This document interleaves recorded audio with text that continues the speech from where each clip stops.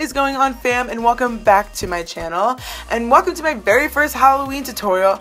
I really want to do something different than you've seen on my channel, and I really want to play with like textures, and I came up with this look and I freaking love it, and I think it turned out awesome. So no long intro here, let's go ahead and dive right into the tutorial. So I'm using the NYX Wonder Pencil in Light. I'm using that to sketch out my outline. The great thing about this is if you mess up, dude, no big deal. Just go in, wipe it away, because I start with a very clean face. Obviously my brows are done, but there's no other makeup on. Then I'm going to go in and start with the glam side. So I'm using the Soap & Glory One Heck of a Blot Instant Perfecting Primer, and I'm priming the side of my face that's going to be glam and beat to the gods. And then I'm going to go in with a foundation. So it's the One Heck of a Blot All Day Liquid to Powder Foundation in the color Caramel. So far so good. I like this foundation. I am going to use it a bit more, and then I'll let you guys know exactly how I feel about it. But so far, so good. Then I'm going to, of course, conceal to highlight my under eyes with the LA Girl Pro Conceal in Creamy Beige. So I'm highlighting a little bit of a forehead that's available, my under eyes, and down by my cheekbone. I'm using a beauty blender to blend it all out, of course. Then I went in and I set my under eyes with the Smooth Operator Amazonian Clay Tinted Pressed Finishing Powder in Fair. And then I finished up setting my face with the LA Girl Fit Me Matte and Poreless in the color 310 Sun Beige. And that's the Morphe E1 brush. Next, I'm actually priming my eyes, with the Smashbox 24-Hour Photo Finish Primer. And then I set it with the La Mercier Translucent Powder. So I'm going to be using the Morphe 35O palette for this, and I use a really light beige color to set my brow bone. And I'm going to start with a really light, cool toned brown. So you can see I started with a big fluffy brush just so I can set my transition color. Then I went in with a little bit more of a medium toned brown, and I'm really defining that crease now. So I'm taking a little bit of a smaller blending brush, but it's a little bit more focused, and really working it in and out of the crease, just to make sure my transition color is set, and I'm defining my crease so that way it's prepared and ready to go when I start using a little bit of the darker shades. So as you can see, I'm working a darker brown now on just like the outer corner of my crease, taking a brush, blending it out, and then I'm adding a little bit of a darker brown into the crease, again, just on that outer third with that smaller, more focused blending brush, and really taking my time. Just take your time blending it out, because you can,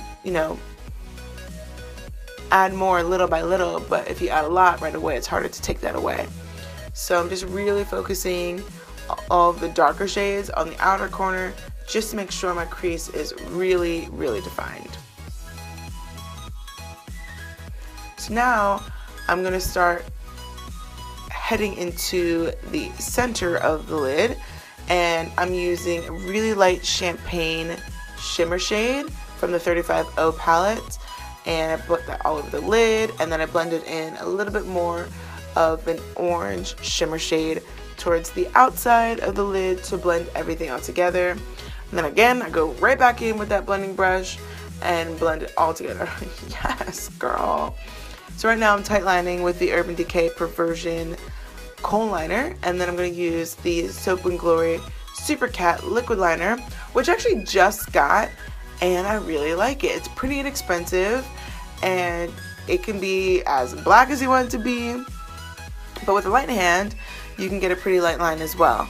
So I'm going in now with the Better Than Sex mascara just to prep my lash, because I'm only wearing one lash for lashes, or one lash. So I'm popping on the velour lashes, and I believe this is in Strike a Pose. Yes, those are the kind of lashes I use. So I'm going back in with one of the first medium brown shades that I used all over my lid, and I'm blending that and smoking out the waterline. So I'm taking my blending brush again, blending that all out, and then I used the Perversion eyeliner once again on my waterline, and the It Cosmetics Tight Line Lower Lash Mascara. So I'm using the Marc Jacobs Mirage Filter contouring palette as my contour, and then I use the Sleek Makeup highlighting palette for my highlights. So say goodbye to that lash, which is fine because I was not feeling that that eyebrow all day. So I'm wiping off my brow on the side that's going to be burnt, and I'm covering any exposed hair with petroleum jelly or nursery jelly as I have here. Any hair that's going to be out, please cover it, because let me tell you something, liquid latex will pull your ish out. You will not have eyebrows after that if you don't cover them with petroleum jelly. So I'm now using the Ben Nye clear latex. I've never used clear latex before, but it worked out well. It's the same thing as liquid latex, and I'm going to start around my eye. So I put the latex down, and then I use a ripped tissue, and then I cover it again in liquid latex. And this is the process you're going to be using literally all over your face. You're going to put latex down, you're going to put a ripped tissue, or you can also use cotton balls or tissue paper, and then cover it again in liquid latex. And you're going to do this over and over again. Please note, around your eye, be super careful, of course. Some liquid latex has a really strong ammonia smell. Mine did a bit, so it can make your eyes water. Best bet is to get the one that does not have ammonia in it and does not have ammonia scent, but I got what I had available to me. So as you can see here, I'm just filling out the rest of the face. I mixed it up with tissues and cotton balls just so I could play with some texture and create some more bumps and open sores. So I'm just adding a lot more liquid latex. And the thing is, you want to apply the liquid latex to one area, put on the tissue or the cotton ball, and then put the latex on again, let that dry, and move on to somewhere else. As you can see, when you're done, you want to set all of that work with a finishing powder. So I'm using that Laura Mercier translucent powder. Ugh. Speaking right now, it's not my strong suit. And as you can see, I created holes. So I just used tweezers and I pulled at the latex once it was on the way to being dry, and I just created some holes. So now I'm going to go right back in with my foundation and a sponge, and I'm applying foundation all over the areas that I put the liquid latex down, just so I can create a really nice skin tone reminiscent base, and then we'll work on the red and the gore and the bloody parts in there. So as you can see, I'm picking at the sponge, and I created all these little holes.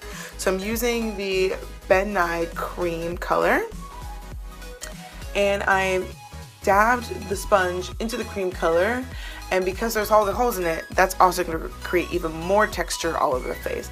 So as you can see, I'm just dotting that red cream paint all over, and you want to put that all over the areas that have liquid latex, and this is going to start as your base for the bloody part.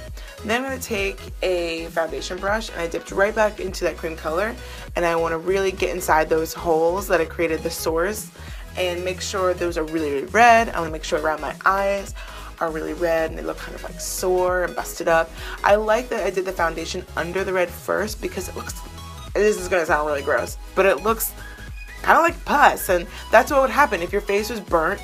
You would have really charred parts of your face, but you also would have bloody parts, and you'd also have pus because it creates sores. So I wanted to make sure I had like all three levels, and I went in with a smaller detailer brush, really got inside those sores, and made sure they're really red. So now I'm going to take another Ben Nye cream paint, and this is brown, and a stippling sponge, and I'm going to stipple all over my face to create the charred parts. Take a smaller detailer brush with that brown and go right inside the sores where the shadow would be, as if the light was casting down. The shadow would be under the high points of the sores and around the eyes. Any open area, you want to put the brown towards the top as the shadow would be casting down. I go right back in with the stippling brush, and I'm just stippling on even more brown just to create a little bit more char. I'm taking it down my neck, and you can take this all the way down to your décolleté, if you're wearing a low-cut outfit. And then I'm going to take thick blood, or you can use scab blood or coagulated blood. It's a blood that won't run, but I wanted that wet texture, that wet bloody texture. So I dipped my brush into that thick blood, and I went inside of all the sores, and I applied it in there, and then I also applied it on the stippling sponge and stippled it all over the place. So this is what the final look is. But that is the entire tutorial for my makeup look for Halloween. I hope you enjoy it, and I hope that you try it out for yourself.